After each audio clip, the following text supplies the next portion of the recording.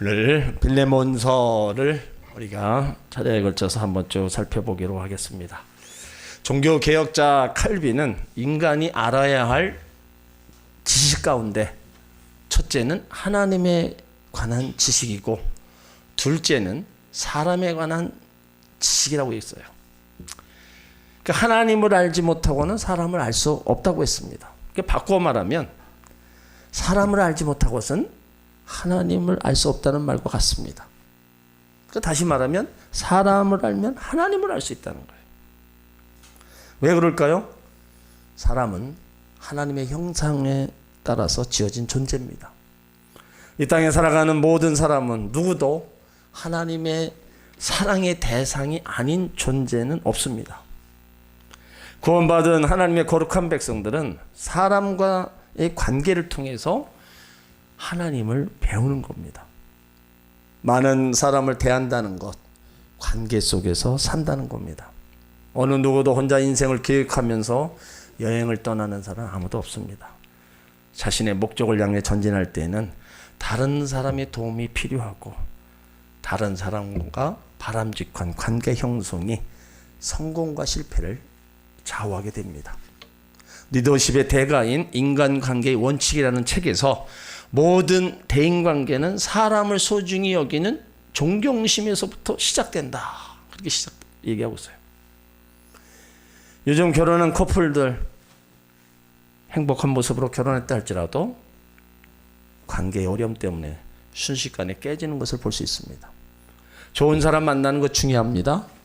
그런데 더 중요한 것은 좋은 관계를 유지하는 기술을 배우는 겁니다. 완벽한 배우자를 만나는 것도 중요하지만 더 중요한 것은 두 사람이 믿음 안에서 용서와 사랑의 기술을 배우는 게 더 중요하다는 거예요. 여러분 왜 결혼합니까? 사랑이기 때문이죠. 결혼해서 자녀를 낳아 기르며 양육합니다. 그런데 결혼 후에 왜 그토록 많은 문제가 생겨요? 자녀를 양육하면서 왜 많은 문제에 직면하게 됩니까? 사랑하지 않기 때문이 아닙니다.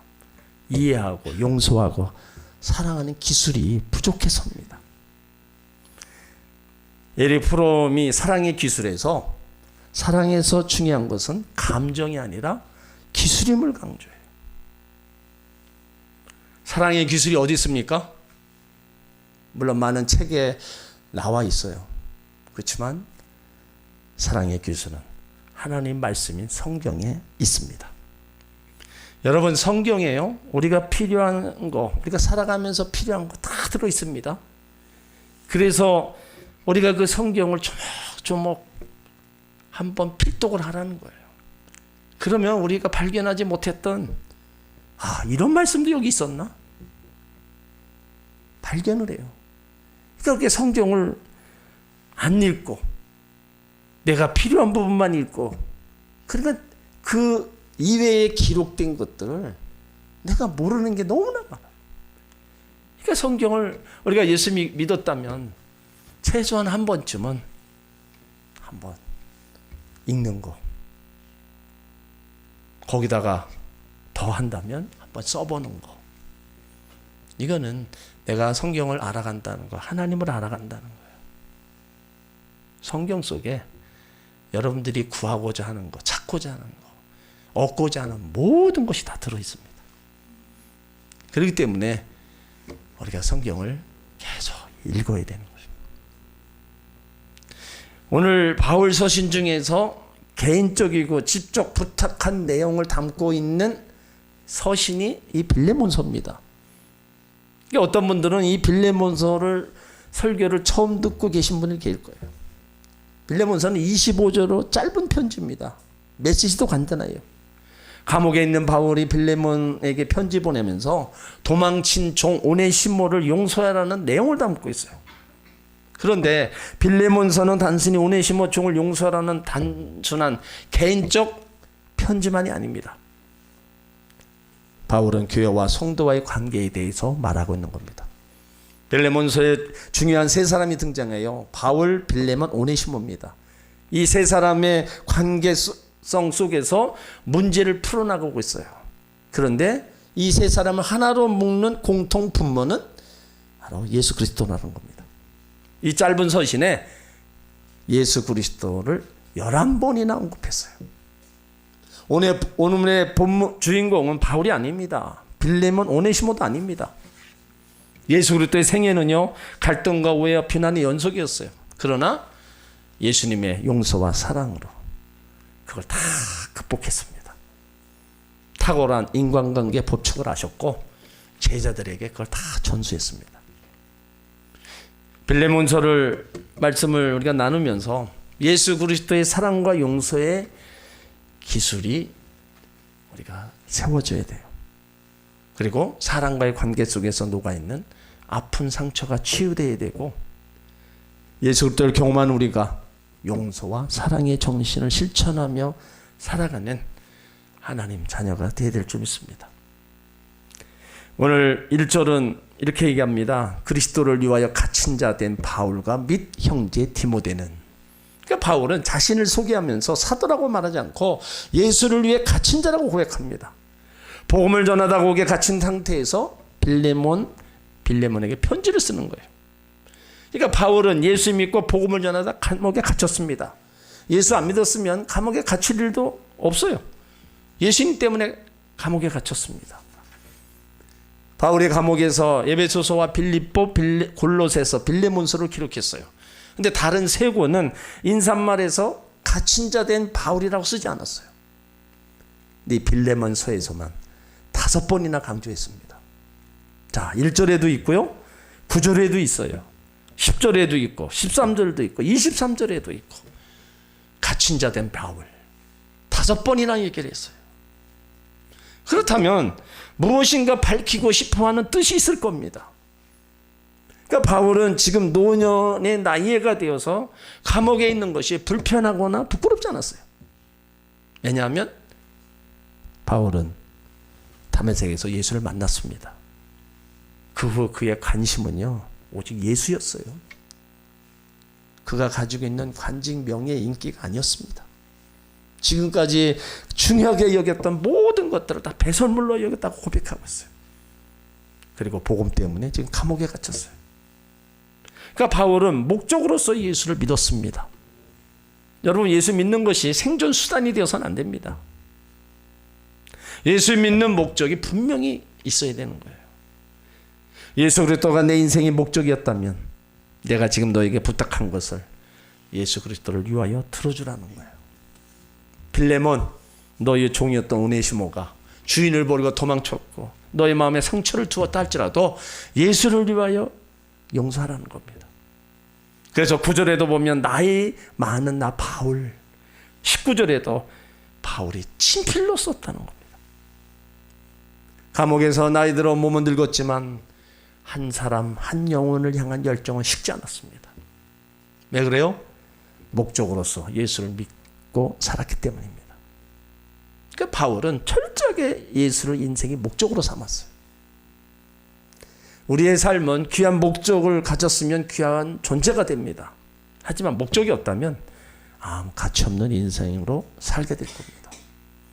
우리가 믿는 예수, 그 예수가 유일한 목적이라면 감옥에 있는 것이 문제될 게 없어요. 오히려 자랑스럽습니다. 늙어도 괜찮습니다. 실패해도 낙심하지 않습니다. 다 예수님 때문에 했다는 그런 일들은 결코 부끄러운 일이 하나도 아니에요. 자기 삶의 예수가 목적이라면 예수님 때문에 받는 핍박, 고난, 환난은 아무것도 아니라는 겁니다.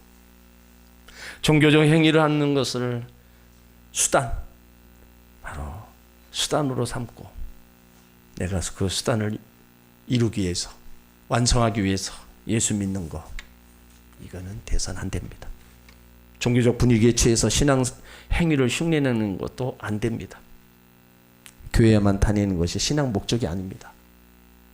예수 그리스도를 닮고 그분이 통치하실 하나님 나라를 바라보면서 우리 인생을 준비하는 삶입니다. 어떤 사람들은 이 세상에 관심을 같이 갖고 사는 것이 목적이라 관심을 갖지 않고 사는 게 목적이다. 세상과 단절된 삶을 살기 위해서 수도원에 들어가는 그런 사람도 있어요. 여러분, 그것은 완전 잘못된 겁니다. 우리는요, 죽을 때까지 이 땅에 살아야 됩니다. 이 세상 속에 살아야 돼요. 그런데 세상은 본받지 말아야 된다는 겁니다. 예수 그리스도가 우리 삶의 수단이 아니라 목적으로 세워지면 사랑과 용서를 통해서 복음적인 삶을 살 수 있다는 겁니다. 하나님 우리의 죄와 허물을 아시고 보시면서 예수들을 우리 대신 십자가에 다 죽게 하셨어요. 그리고 우리를 용서하셨습니다. 왜 우리를 용서하셨어요? 하나님의 형상을 닮은 인간의 인간됨을 잊기 때문입니다. 우리가 그만큼 하나님이 아들을 내어주실 정도로 고귀한 존재라는 거예요. 고귀한 존재. 그 누구도 누구에게도 빼앗기지 않는 하나 귀한 존재로 우리를 삼으시려고 예수 그리스도를 십자가에 못 박아 죽이고 우리를 살리셨다는 겁니다. 그렇다면 우리가 그 귀한 사랑을 우리가 지금 받고 있다는 거예요. 그 하나님의 사랑을 받았기 때문에 우리는 살아가면서 그 누구에게도 용서 못할 사람이 없음을 알아요. 여러분, 성도와의 관계 속에서 상처를 받았거나 감정적 이유 때문에 용서하지 못한 사랑이 있습니까? 그렇다면 아직 예수님 믿는 것은 하나님 사랑을 모르는 겁니다. 하나님의 그 귀한 사랑을 안다면 우리가 사랑과의 관계 속에서 얻는 그 감정 때문에 용서하지 못할 수가 없어요. 에베소 4장 32절에 서로 인자하게 하며 불쌍히 여기며 서로 용납하기를 하나님이 그리스도 예수 안에서 너희를 용서하신 같이 하라. 인간은 복수할 때요, 짐승처럼 변하고 누군가 비판할 때 추한 인간 같고 우리가 용서할 때 예수님 마음을 품는 것입니다. 오늘 나의 오네시모는 누굽니까? 용서하지 못할 사람은 누굽니까? 성령께서 깨닫게 하시기를 원합니다. 예수 그리스도를 목적으로 믿고 산다면 십자가 사랑 안에서 우리는 용서해야 된다는 거예요. 그래서 바울이 지금 그걸 감옥에서 편지를 쓰고 있는 거예요. 오네시모, 비록 너희들을 종으로서 너희를 도망갔지만 그를 용서해줘라. 주님의 사랑으로 용서해줘라. 그리고 그 사람을 네 하나님의 사람으로 인정해주라. 그거를 지금 간절히 원하고 있는 거예요. 1절 후반에 보세요. 우리의 사랑받는 자여 동역자인 빌레몬과 및 자매 아비아와 및 우리와 함께 군사된 아키뽀와 내 집에 있는 교회에게 편지하노니. 그러니까 여기 빌립보에 나오는 사람들 앞에 붙은 수식어를 보세요. 형제 디모도, 동역자 된 빌레몬, 자매 아비아, 군사 아키빠. 자, 아비아는 빌레몬의 아내입니다. 아키뽀는 그의 아들이었어요. 왜 바울이 편지를 쓰면서 부인과 아들의 이름을 함께 올렸을까요? 빌레몬뿐만 아니라 그의 부인을 비롯한 가족 그리고 골로새 성도들까지 오네시모를 용서해주고 이해해주라는 겁니다.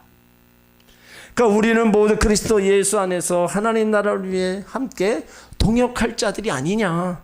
그러니 너는 오네시모를 종으로만 노예로만 취급하지 말고 예수 안에서 함께 일하는 동역자로 인정해주고 받아주라는 거예요. 당시에 노예가 도망쳤다가 잡히게 되면 가혹한 처벌을 받게 되어 있습니다. 그러니까 주인 마음대로 노예를 죽일 수도 있고 형벌을 가할 수도 있어요. 그러나 바울은 빌레몬에게 오네시모를 예수 그리스도 안에서 믿음의 동역자로 인정해주고 그를 세워라. 지금 그걸 얘기하는 거예요. 여러분, 교회는 다양한 구성원들이 모여 있습니다. 환경과 문화, 삶의 습관까지 다른 사람들끼리 모여 예수 그리스도 이름 때문에 믿음의 형제가 되었어요. 그 교회 안에서 여러 가지 직분과 은사를 가지고 하나님을 섬기며 교회를 위해서 봉사합니다. 그러나 교회에는 신분의 차이가 존재하지 않습니다. 단지 예수 그리스도 안에서 하나님을 더 섬기기 위해서 은사와 기능의 차이는 있지만 신분의 차이는요 전혀 없습니다. 그러므로 모든 성도는 예수 그리스도 안에서 믿음의 형제요 동역자인 줄 믿으시길 바랍니다. 성도는 이 세상에서 구별된 자로서 영원한 하나님 나라에 함께 들어가야 될 자들이에요. 나만 들어가는 게 아니라 함께 예수님 만나고 함께 하나님 나라 갈 사람들이라는 겁니다. 그러므로 교회 속에서 성도를 은혜와 사랑을 나누고 함께 축복하고 격려하는 그 믿음의 동역자로 인정해 주라는 거예요. 그러나 교회 현실은 그렇지 않잖아요. 여러 가지 갈등과 분쟁이 계속 일어납니다. 그 원인이 뭐예요? 믿음의 동역자로 인정하지 않기 때문입니다. 어떻게 나에게 아픔과 상처를 주는 사람을 쉽게 용서할 수 있냐 이거예요. 우리가 용서할 수 있는 것은 나의 간대함이 아닙니다. 우리가 용서할 수 있는 것은 내가 먼저 하나님의 은혜와 용서를 받았기 때문에 용서할 수 있는 거예요. 나의 힘으로 용서할 수 있는 것이 아닙니다. 하나님이 주신 용서의 힘으로 용서할 수 있습니다. 만약 용서가 안 되신 분 계십니까? 내가 그 사람 관계 때문에 용서 못하는 게 아닙니다. 아직 내가 예수 그리스도의 관계가 해결되지 못했기 때문에 용서가 되지 못하는 겁니다. 가장 위대한 사랑은요 용서하는 사랑입니다. 우리가 언제 예수님을 닮을 수 있어요? 용서할 때입니다. 주님 우리를 용서하신 것 같이 피차 용서하라는 거예요. 골로새서 3장 3절에 누가 네게 혐의가 있거든 서로 용납하고 피차 용서하되 그리스도께서 너희를 용서하신 것 같이 너희도 그리하라. 하나님은 용서하는 자에게 은혜와 축복을 내리십니다. 구약 성경에 나타난 용서의 사람 요셉이죠. 형들의 미움을 받아서 애굽에 팔려 종살이합니다. 수많은 고난과 환난을 겪어요.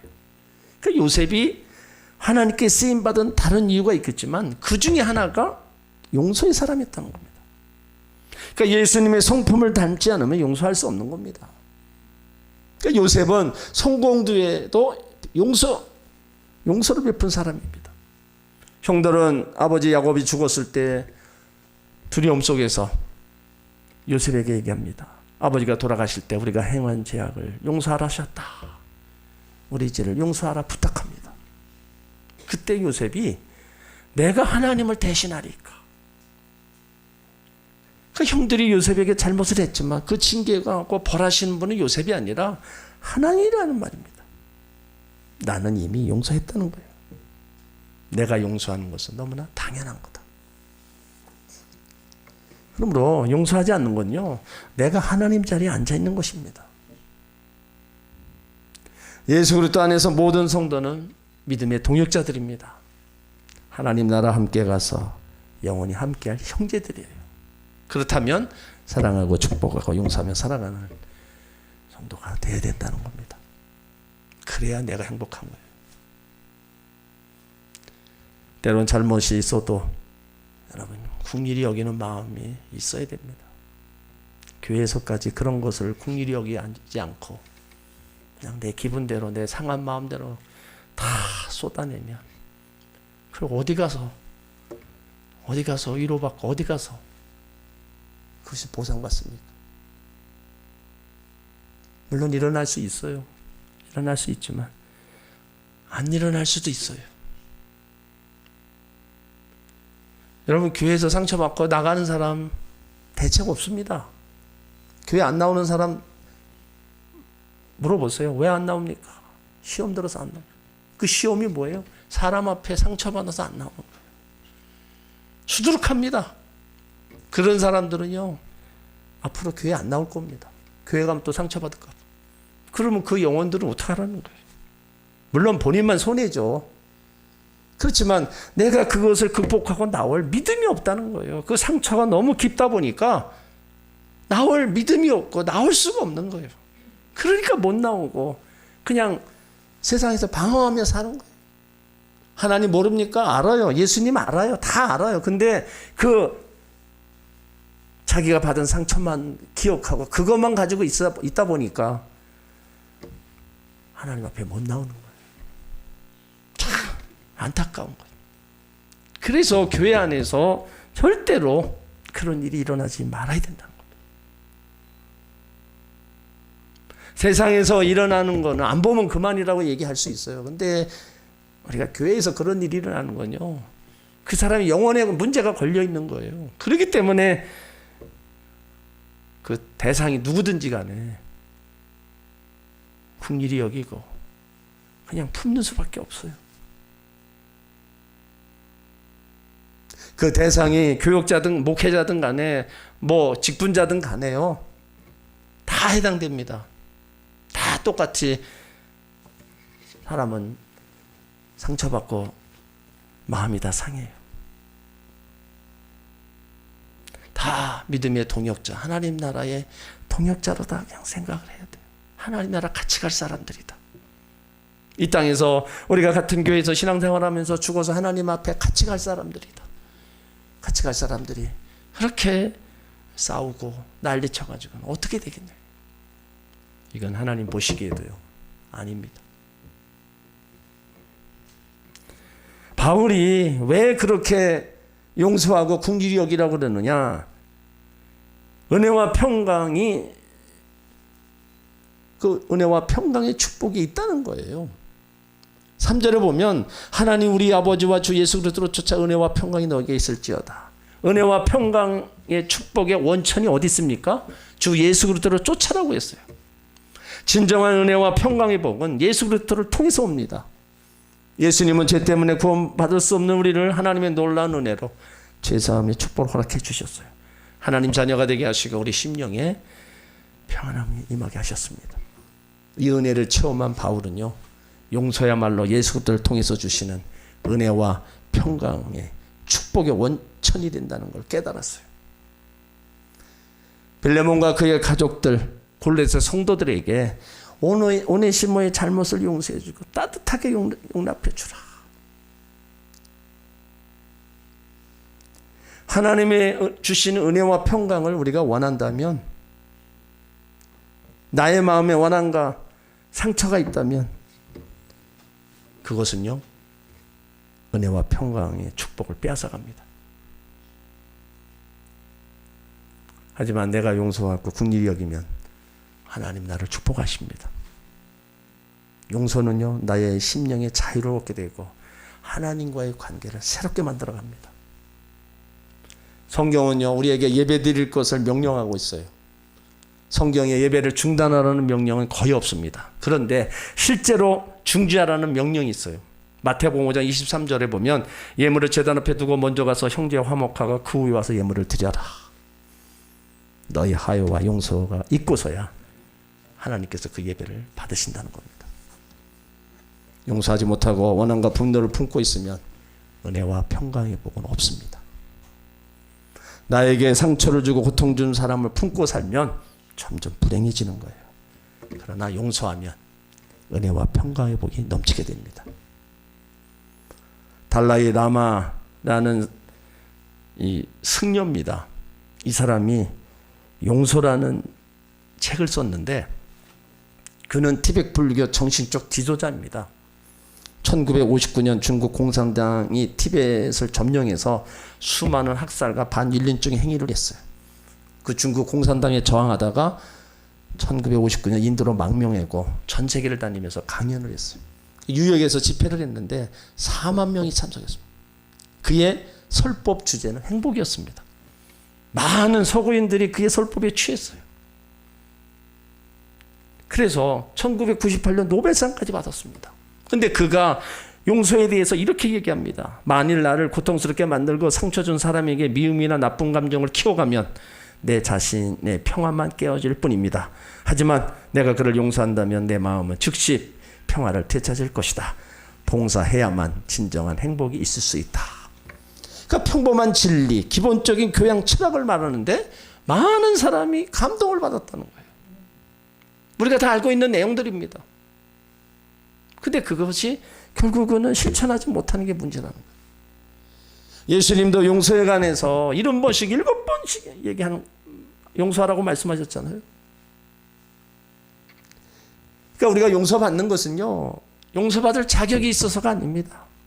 하나님의 은총이란다 거예요. 그렇다면 상대방이 변화되기를 기다리지 말고 용서해야 된다는 거예요. 사람을 변화시키는 거는요, 하나님만이 할 수 있습니다. 절대로 사람이 사람 변화 못 시킵니다. 살아왔던 습관, 행동, 했던 말들, 여러분 그것이 은연중에 우리는 다 나오고 있어요. 나도 모르게 나옵니다. 그것이 여태까지 살아오면서 나를 점령하고 있었기 때문에 그런 거예요. 근데 그런 것들을 완전히 변화시킬 하나님이라는 거예요. 그래서 사람이 하나님을 만나면 인생이 변화되는 거예요. 오늘 오네시모 용서해 줘야 될 사람, 우리가 누군가 부모, 자식, 남편, 아내, 성도일 수도 있습니다. 그렇다면 다 긍휼히 여기고 불쌍히 여겨야 돼요. 그래야 은혜와 평강의 복이 넘치게 됩니다. 오늘도 하나님은 우리의 오네시모를 용서해 주시기를 원하십니다. 그러므로 우리는 할 수만 있다면 모든, 내가 알고 있는 모든 사람과의 관계가 적이 돼서는 안 돼요. 상처를 주고 아픔을 주는 그런 관계가 돼서는 안 됩니다. 할 수만 있으면 화목하라고 그랬는데 우리가 그 관계를 그렇게 이어가야 돼요. 그래야 나부터가 마음이 평안하고 나부터도 하나님의 은혜와 복을 받아 누리는 거예요. 우리는 하나님께로부터 용서받은 의인이라는 것을 기억해야 돼요.